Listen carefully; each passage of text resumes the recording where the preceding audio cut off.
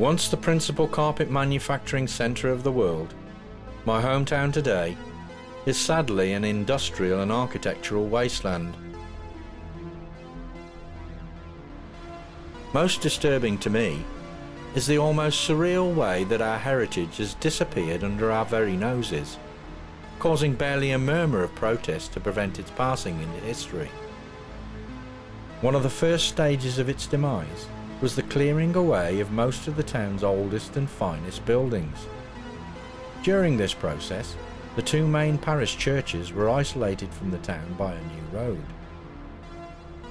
This act allegedly prompted an old clergyman to denounce it, calling it a crude attempt to silence the holy wrath at what was taking place. In light of this, it may be more than coincidental that the aforesaid gentleman was later removed from his prominent place in the centre of town. One thing that we can say for sure, there was barely an eyebrow raised when two colourless shopping malls were built in place of the fine old buildings that formerly occupied the town centre sites. Even the ghastly architectural blot that houses the post office was greeted with less derision than it deserved. And oddly, you'd think, none at all from the man responsible for the founding of the modern postage system. However, I have discovered a possible reason for this anomaly. The man never forgave the townspeople when they demolished his birthplace for the now abandoned telephone exchange.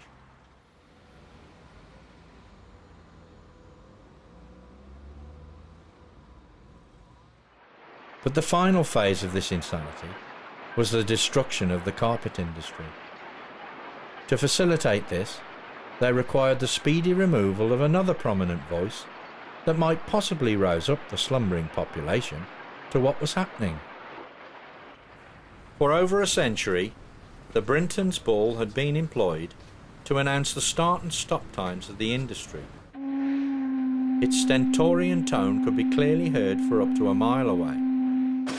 With its swan song on the 18th of March 1999, it would herald the demolition of one of the oldest family firms in the town, and with it the total demise of carpet manufacturing in the centre of Kidderminster.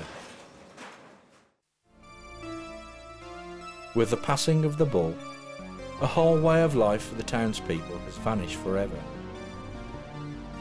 And in the final analysis, the reason for the somnambulistic apathy that seems to have affected the majority of them will forever remain a mystery.